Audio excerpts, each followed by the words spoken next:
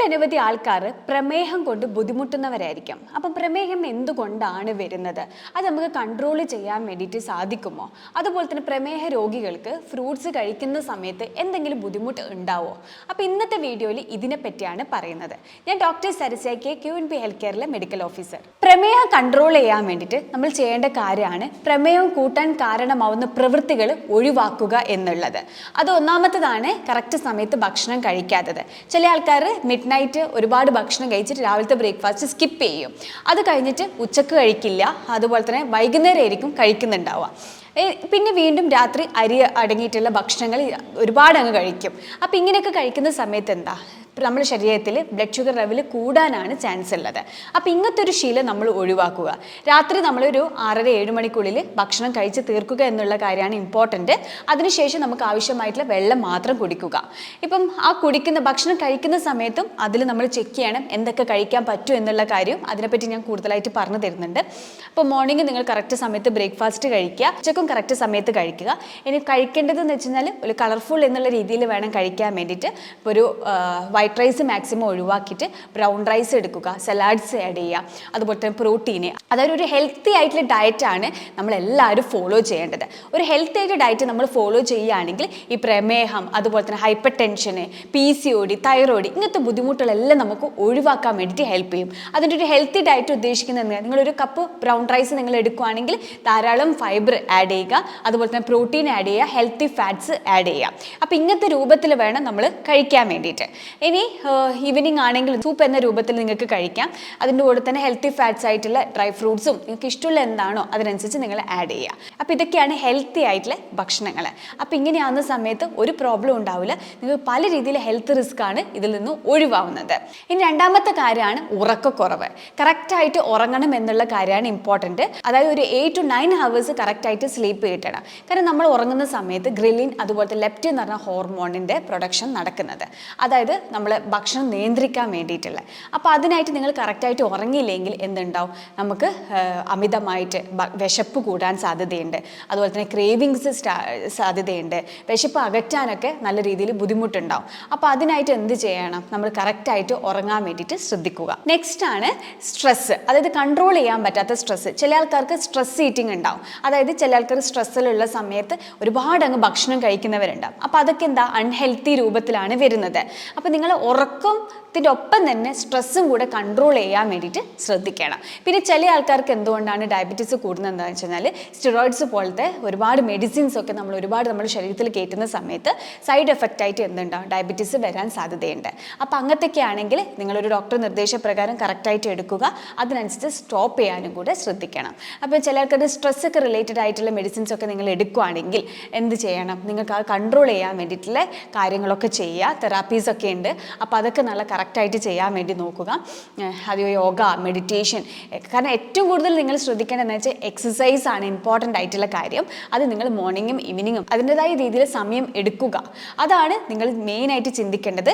മോർണിംഗും ഈവനിങ്ങും കറക്റ്റായിട്ട് ചെയ്യുക. പിന്നെ ഏറ്റവും കൂടുതൽ നല്ലത് എംപ്റ്റി സ്റ്റൊമക്കിലൊക്കെ വ്യായാമം ചെയ്യുന്നത് വളരെ നല്ലതാണ്. ഫാറ്റ് ബേൺ ചെയ്യാൻ വേണ്ടിയിട്ടും നമ്മുടെ ശരീരത്തിൽ കലോറിയൊക്കെ ബേൺ ചെയ്യാൻ വേണ്ടിയിട്ട് അത് അത്രയും നല്ലതാണ്. നമ്മൾ എത്രത്തോളം കഴിക്കുന്നോ അത്രത്തോളം ചിലവാക്കുകയും വേണം, അല്ലേ? എന്നാൽ ഒരു ബാലൻസ് ചെയ്ത് കൊണ്ടുപോകാൻ വേണ്ടിയിട്ട് സാധിക്കുക. അല്ലാത്ത ഭക്ഷണം നമ്മൾ ഒരുപാടങ്ങ് കഴിക്കും. അതിനനുസരിച്ച് ചിലവഴിക്കാതിരിക്കുമ്പോഴാണ് ശരീരത്തിൽ കൊഴുപ്പ് കൂടിയിട്ട് ഇൻസുലിൻ റെസിസ്റ്റൻസും അതുപോലെ തന്നെ പല രീതിയിലെ ഹോർമോണൽ ഇംബാലൻസസ് ഒക്കെ വരുന്നത്. അപ്പോൾ അത് ഒഴിവാക്കാൻ വേണ്ടിയിട്ട് എന്ത് ചെയ്യണം, കറക്റ്റ് സമയത്ത് ഭക്ഷണം, കറക്റ്റ് സമയത്ത് ഉറക്കം, സ്ട്രെസ്സ് കൺട്രോൾ ചെയ്യാൻ വേണ്ടി ശ്രദ്ധിക്കുക. എക്സസൈസ് കൂടുതലായിട്ട് നോക്കുക.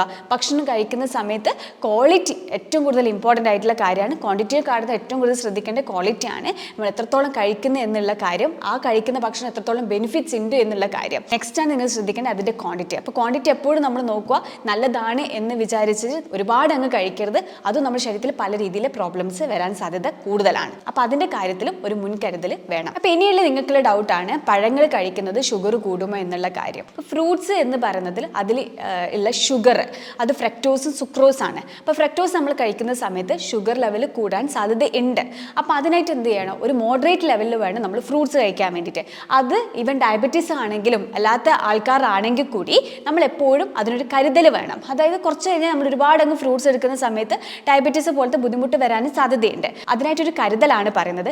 അപ്പോൾ എന്തൊക്കെയാണ് കഴിക്കേണ്ടത് എന്നുള്ള കാര്യം കൂടി നമ്മൾ നോക്കുക. അതുപോലെ തന്നെ കഴിക്കേണ്ട സമയം കൂടെ നോക്കുക. അതായത് അധികം മധുരമുള്ള ഫ്രൂട്ട്സുകൾ ഉണ്ടാവും. അപ്പോൾ മധുരമുള്ള ഫ്രൂട്ട്സ് നിങ്ങൾ കഴിക്കുന്ന സമയത്ത്, എനിക്കൊന്ന് ഇപ്പോഴത്തെ സീസണാണ് ചക്ക, അതുപോലെ തന്നെ മാങ്ങ.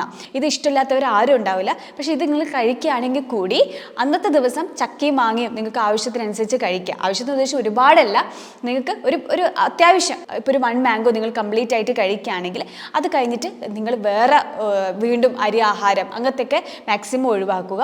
അത് മാത്രമായിട്ട് കഴിക്കാൻ വേണ്ടിയിട്ട് നോക്കുക. അൺടൈമിൽ മാക്സിമം കഴിക്കാതിരിക്കാനും കൂടെ നോക്കുക. അതൊരു 12 മണിക്കും 10:30ക്കും ഉറങ്ങുന്നതിന് മുന്നേ ഒക്കെ കഴിക്കുന്ന സമയത്തൊക്കെ ഷുഗർ ലെവൽ കൂടാൻ സാധ്യതയുണ്ട്. അപ്പോൾ നിങ്ങളൊരു 6:30-7 മണിക്കുള്ളിൽ ഭക്ഷണം കഴിക്കുകയാണെങ്കിൽ ആ ഭക്ഷണത്തിന് മുന്നേ അല്പം കഴിക്കുകയാണെങ്കിൽ കുഴപ്പമില്ല. ഇനിയിപ്പോൾ ഒരുപാട് കഴിക്കുന്നവരാണെങ്കിൽ മറ്റ് ഭക്ഷണങ്ങളൊക്കെ ഒഴിവാക്കിയിട്ട് അത് മാത്രം കഴിക്കാൻ വേണ്ടി നോക്കുക. അത് കഴിക്കുമ്പോൾ ഒരു മോഡറേറ്റ് ലെവലിൽ വേണം എടുക്കാൻ വേണ്ടിയിട്ട്. പിന്നെ ചില ആൾക്കാർ ഡയറ്റ് എന്ന രൂപത്തിൽ തന്നെ സ്മൂത്തീസും ജ്യൂസസ് ഒക്കെ കുടിക്കുന്നവരുണ്ടാവും. അപ്പോൾ അങ്ങനെയുള്ളവർ ശ്രദ്ധിക്കേണ്ട കാര്യം എന്താണെന്ന് വെച്ചാൽ, ഈ ജ്യൂസൊക്കെ നമ്മൾ കുടിക്കുന്ന സമയത്ത് അതിൽ ഫൈബറിൻ്റെ അളവ് കുറവായിരിക്കും. അപ്പോൾ അത് നമ്മൾ ഡയറക്റ്റ്ലി എടുക്കുമ്പോൾ എന്തുണ്ടാവും, ബ്ലഡ് ഷുഗർ ലെവൽ കൂടാൻ സാധ്യതയുണ്ട്. അപ്പോൾ അതിനായിട്ട് നമ്മൾ എന്ത് ചെയ്യണം, ഫൈബർ അടങ്ങിയ ഭക്ഷണങ്ങൾ കഴിക്കുമ്പോഴാണ് ഷുഗർ ലെവൽ കൺട്രോൾ ചെയ്ത് കൊണ്ടുപോകാൻ വേണ്ടിയിട്ട് ഹെൽപ്പ് ചെയ്യുന്നത്. അപ്പോൾ അത് ഇല്ലാത്ത ഭക്ഷണം എന്തുണ്ടാവും, നമ്മുടെ ശരീരത്തിൽ കൂടുതൽ ഷുഗർ കൂടാൻ സാധ്യത ഉണ്ട്. അപ്പോൾ അതിനായിട്ട് നമ്മൾ എന്ത് ചെയ്യണം, ആ ഒരു രീതി ഒഴിവാക്കുക. ഇനി ചവച്ചരച്ചിട്ടൊക്കെ ഫ്രൂട്ട്സ് കഴിക്കുക, അതാണ് ഇമ്പോർട്ടൻ്റ് ആയിട്ടുള്ള കാര്യം. ഇനി സ്മൂത്തീസ് ഒക്കെ കഴിക്കുകയാണെങ്കിൽ അത് അത്ര വലിയ പ്രോബ്ലം അല്ല. അതിനനുസരിച്ച് ഹെൽത്തി ഫാറ്റ്സും നട്ട്സും സീഡ്സും ഒക്കെ ആഡ് ചെയ്യുക. ഓവർനൈറ്റ് സോക്ക് ചെയ്ത് വെച്ചിട്ടുള്ളത്. അതിൻ്റെ കൂടെ നമുക്ക് ഫ്രൂട്ട്സ് ആയിട്ടുള്ള സ്ട്രോബെറീസ് ഇതൊക്കെ നല്ലതാണ്. അതുപോലെ തന്നെ ആപ്പിൾസ്, പിന്നെ നിങ്ങൾക്ക് പിയേഴ്സ് നിങ്ങൾക്ക് ആഡ് ചെയ്യുക, പിന്നെ ഗോവ. അപ്പോൾ ഇതൊക്കെ നല്ല ഫ്രൂട്ട്സുകളാണ്. ഇതൊക്കെ ഡയറ്റിലോട്ടേക്ക് ഇൻക്ലൂഡ് ചെയ്യാൻ വേണ്ടിയിട്ട് നോക്കുക. മധുരം കൂടുതലായിട്ടുള്ള സപ്പോട്ട, പൈനാപ്പിൾ, മാംഗോ, ജാക്ക് ഫ്രൂട്ട് ഇതൊക്കെ ഒരു അല്പം മോഡറേറ്റ് ലെവലിൽ വേണം കഴിക്കാൻ വേണ്ടിയിട്ട്. അപ്പോൾ ഇങ്ങനത്തെ രീതിയിൽ നിങ്ങൾ ഫോളോ ചെയ്ത് കഴിഞ്ഞാൽ ഷുഗർ ലെവൽ കൂടാതെ കൺട്രോൾ ചെയ്ത് കൊണ്ടുപോകാൻ വേണ്ടിയിട്ട് ഹെൽപ്പ് ചെയ്യും.